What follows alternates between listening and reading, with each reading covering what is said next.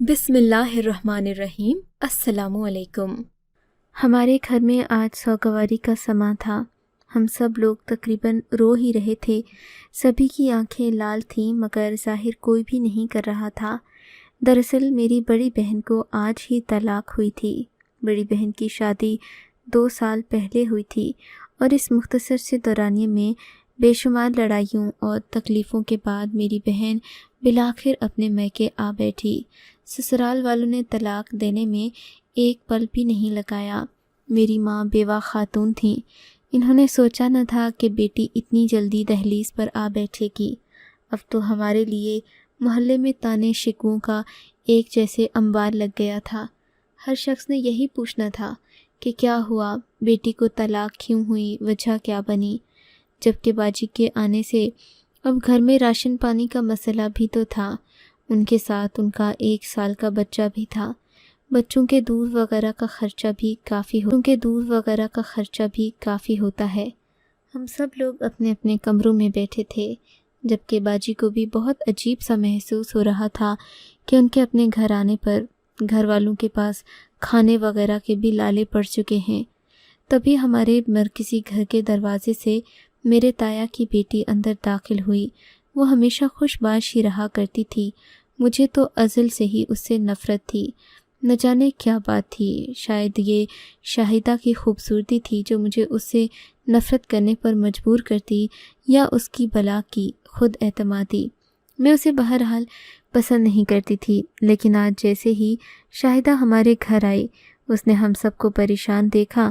میں تو چھپنے لگی کہ کہیں اب یہ شاہدہ پورے گاؤں میں بات پھیلا کر ہمیں بدنام نہ کر دے، مگر اماں اس سے اچھے طریقے سے پیش آتی تھیں۔ جب اس نے ہم سب کو پریشان دیکھا، ماں سے پوچھا کہ کیا ہوا۔ میری اماں بھی دیر نہ لگائی اور ساری بات منو ان شاہدہ کو بتا دی۔ شاہدہ یہ سنتے ہی خوش ہونے کی بجائے پریشان ہو گئی، بولی، آپ فکر نہ کریں چچی، میں آپ کو کچھ روپے دیتی ہوں، کم از کم آپ کے گھر کے راشن کا مسئلہ تو میں حل کر ہی سکتی ہوں۔ ارے بیٹی، تمہارے پاس پیسے کہاں سے آئے؟ تم تو خود ایک طالب علم ہو، تمہارے لیے ایسا کرنا مشکل ہوگا، رہنے دو، اپنا جیب خرچ مجھے کیوں دے رہی ہو؟ پھر تمہاری جیب خرچ سے مجھے کیا ہی فرق پڑ جائے گا، میرے گھر میں تو بہت سارے خرچے منہ کھولے ہیں، تم رہنے دو۔ اماں نے اسے کہہ تو دیا، لیکن اگلے ہی لمحے جب اس نے ہزار کے کڑکتے نوٹ نکالے تو ہم سب کی آنکھیں پھٹی کی پھٹی رہ گئیں۔ اس کے پرس میں سے بہت سارے نوٹ نکل آئے تھے جو اس نے ہمیں دیے۔ اماں تو پیسے لے کر جیسے آکسیجن کا سلنڈر ہی مل گیا ہو۔ وہ بہت خوش تھیں۔ گھر میں راشن نہیں تھا، فوراً جا کر تنویر کی دکان سے مہینے بھر راشن لے آئیں، کہنے لگیں، اللہ نے سبب کیا، ورنہ تو آج ہم بھوکے پیٹ ہی سوتے۔ اماں کی یہ بات سن کر مجھے شاہدہ پر غصہ آنے لگا۔ خدا جانے کہاں سے پیسے چوری کر کے لائی ہے، میں نے دل ہی دل میں سوچا، مگر اماں تو شاہدہ کی مرید ہو چکی تھیں۔ انہوں نے جب سے راشن لایا تھا تب سے ہی شاہدہ کے گن گا رہی تھیں۔ بس پھر کیا تھا، اگلے ہی دن انہوں نے شاہدہ کی دعوت کر ڈالی۔ شاہدہ ہمارے گھر آئی تو بہت خوبصورت لگ رہی تھی۔ اس کی پراسراریت اور خوبصورتی دیکھ کر میں بھی حیران ہو گئی، مگر مجھے ہمیشہ ہی اس سے حسد رہا تھا۔ میں اس بات میں کوئی چھپانا نہیں چاہتی، لیکن وہ مجھے بری لگتی تھی۔ خیر اماں نے اس کی خوب خاطر مدارت کی۔ اماں نے باتوں ہی باتوں میں اس سے یہ پوچھا کہ وہ اتنے پیسے کہاں سے لاتی ہے، تو اس نے بات گول مٹول کر دی، بولی کہ بس اللہ دیتا ہے۔ ہم نے بھی اس سے زیادہ اصرار کر کے نہیں پوچھا، لیکن اماں کو اس کے پیسوں سے زیادہ ہمدردی والی فطرت اچھی لگی تھی۔ یہیں پر ختم نہیں ہونے دیا، بلکہ 2 دن بعد ہی تائی سے جا کر شاہدہ کا رشتہ مانگ لیا۔ میرا بڑا بھائی ابھی پڑھائی مکمل کرنے کے قریب ہی تھا، جبکہ شاہدہ بھی ابھی زمانہ طالب علمی میں تھی۔ اماں کو یہ تو نہ معلوم تھا کہ شاہدہ پیسے کماتی ہے یا نہیں، بس انہوں نے اس کی ہمدردی سے متاثر ہو کر رشتہ اپنے بڑے بیٹے کے لیے مانگ لیا۔ تائی تو جیسے تیار بیٹھی تھی، مگر انہوں نے کہا کہ وہ اپنی بیٹی کے بارے میں ایک بات بتانا چاہتی ہیں، جسے سن کر شاید کوئی بھی ان کے ہاں رشتہ نہ کرے، لیکن شادی کے بعد مسئلے ہوں، اس سے بہتر ہے کہ پہلے ہی سارا سچ بتا دیا جائے۔ اماں نے کہا، مجھے کوئی اعتراض نہیں، تم صرف بتا دو کہ آخر تمہاری بیٹی کے لیے جو بھی رشتے آئے تم نے ان سے انکار کیوں کیا، اور اب تم مجھے کیا بتانا چاہتی ہو؟ تب تائی امی نے جو بات بتائی وہ ہم سب کے لیے حیران کن تھی۔ تائی امی ہمارے ہی گھر میں موجود تھیں جب اماں نے ان سے یہ بات پوچھی۔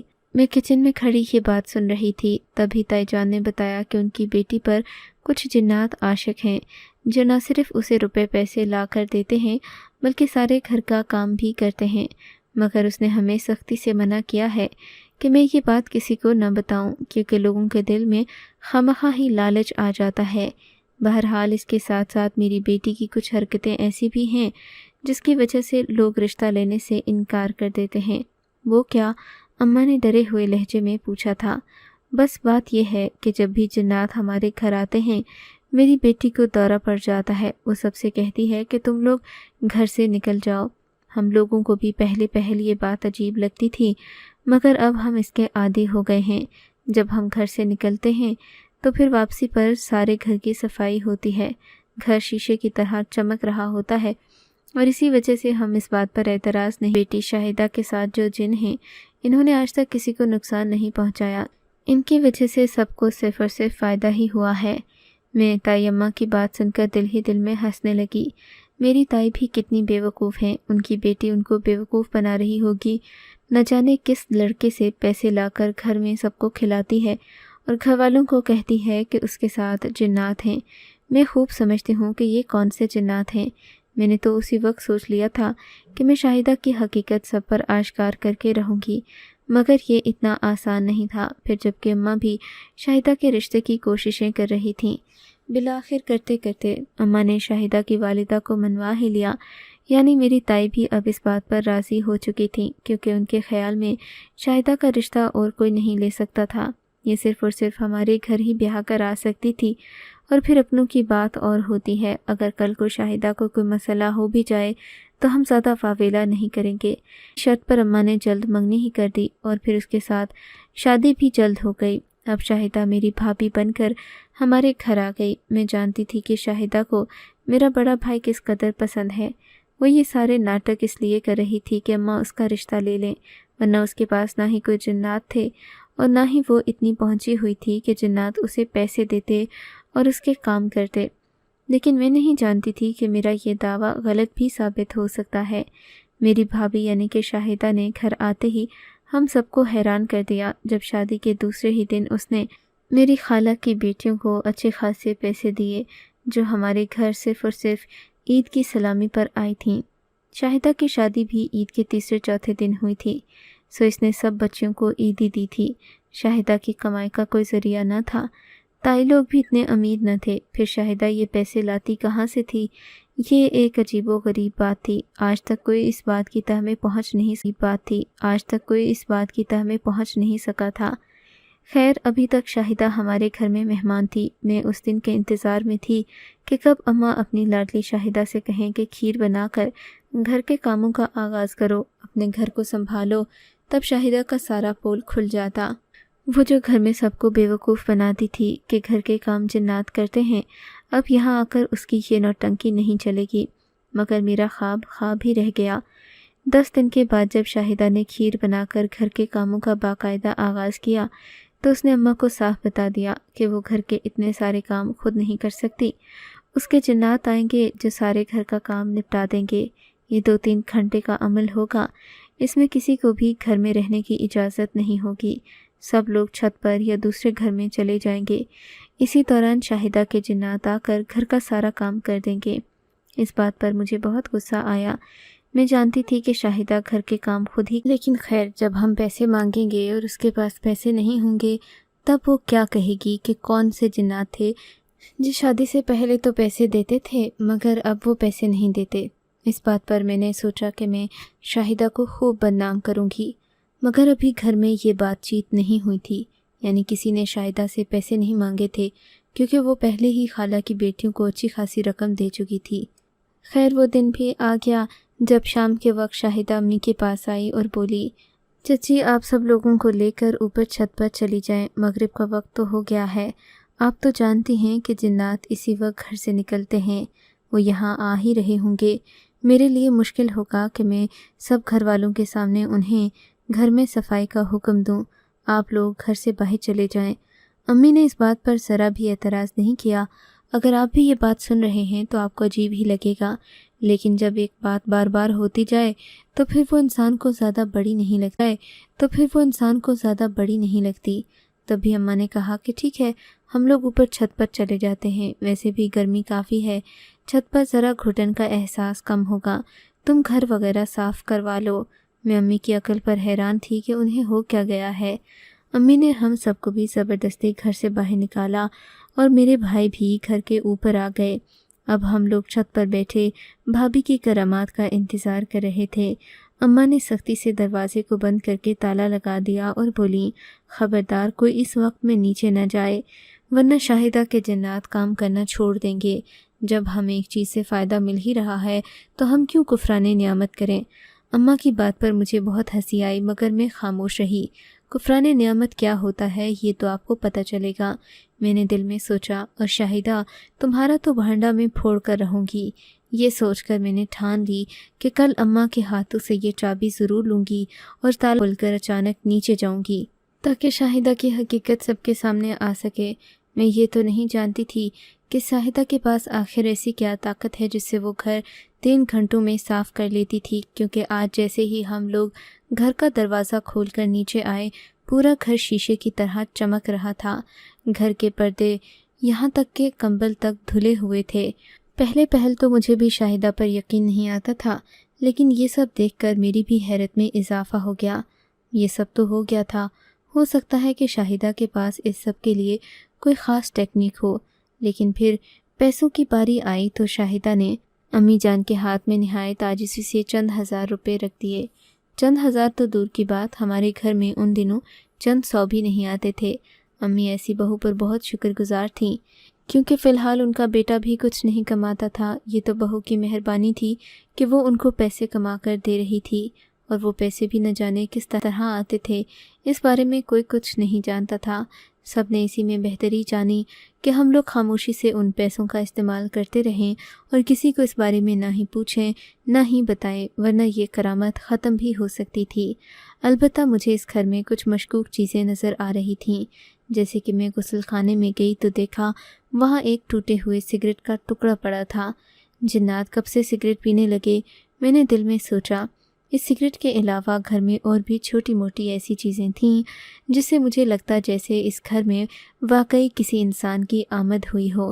بھابھی کے کمرے میں جا کر دیکھا تو قالین پر ہلکی ہلکی چمکیلی سی گری تھی، جس سے لگ رہا تھا کہ بھابھی نے یہاں ضرور کوئی ایسا کام کیا ہے جسے جلدی میں سمیٹا گیا ہے۔